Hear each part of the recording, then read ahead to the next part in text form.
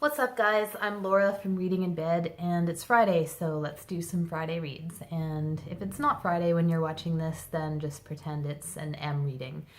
Either way works. So, a mainstay for any Friday reads for the foreseeable is going to include War and Peace.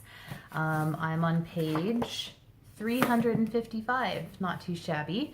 I'm doing weekly recaps on my blog, so that this is part of a read-along. Not the big read-along that's going on BookTube, but just my own little teeny tiny read-along.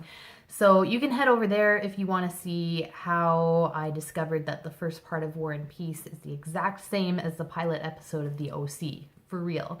But I just wanted to talk quickly, like I guess I'm, well, about a quarter of the way through, about how it feels to read a book like War and Peace. And what I'm finding is that it reminds me a lot of the first time, well, the only time I read Moby Dick, which was about 4 years ago, also as a read-along.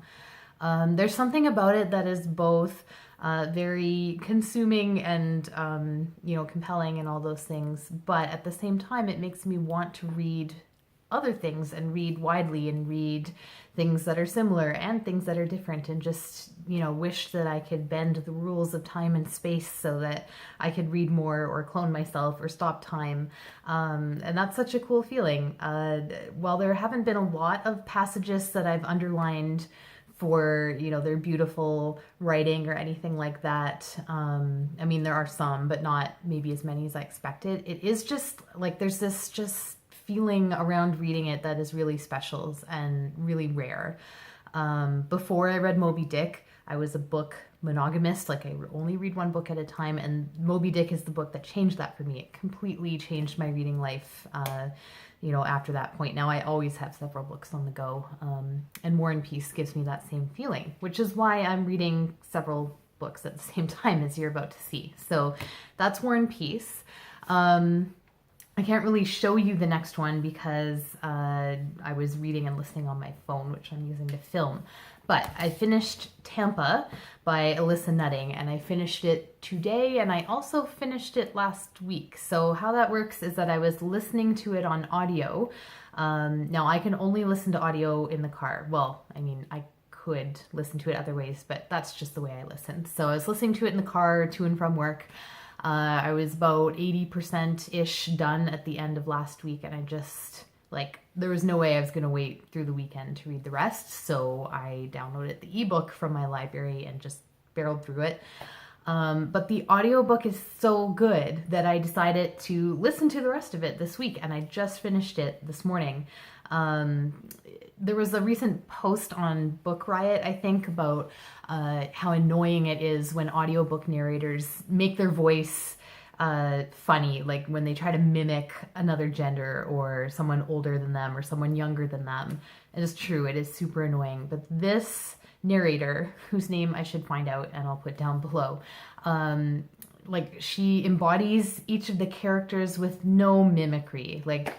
If you know about Tampa, you know that most of it is told from the point of view of a 26-year-old junior high teacher, but we also hear from a couple of 14-year-old boys that she is involved with, as well as a few other adult men and adult women. And each one has a very distinct voice and style in the narration, but there's no, thank God she didn't try to make herself sound like a 14-year-old boy. She'd probably sound like that fast food worker on The Simpsons asking, would you like fries with that? There was none of that. Thank goodness. Probably the best audiobook I've ever read. Previously, I would have said that was The Tale for the Time Being, read by the author, but this one's better. So that is done twice in the last couple of days. Apart from that, there are two books that I'm kind of dipping in and out of. One of them is In the Twilight by Anton Chekhov. So this is a collection of short stories. It's a newer translation. It says right on there, new translation. So I won this in a contest from one of the readers along on my War and Peace read along. So thank you, Karen, and I will link her blog down below. So, in case War and Peace wasn't enough Russian literature for me, I can read these, and it's Chekhov, so I don't have to tell you that they're good short stories. Obviously they are. And then I am still working my way through Heart of a Stranger by Margaret Lawrence. I think I talked about this previously. But those of you who know Margaret Lawrence for her novels, which are all set in like in Manitoba in Canada, you wouldn't think that she would be a great travel writer, but she is. Writing mainly about Africa, but also about Greece. The essay I'm reading right now is about Egypt. And they're so good. Like, who knew? She can do anything. It's Margaret Lawrence. And finally, Son of France by Todd Babiak is the second in a series. The first in the series was called Come Barbarians, which is a great title. I love it. So these are like kind of crime thrillers, which is not a genre I usually read.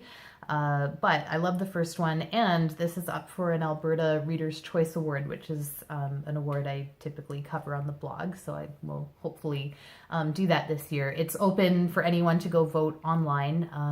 I've read a couple of the books, so I'm just working my way through this one, and the beginning is really good. So like I said, I don't read a lot of thrillers. Usually when I do, I just I either get confused about what's happening or I just don't get pulled into it. I guess I would call these more literary thrillers, if there is such a thing. So yeah. So that's what I'm reading for Friday Reads. What are you guys reading? Let me know in the comments, and thanks for watching.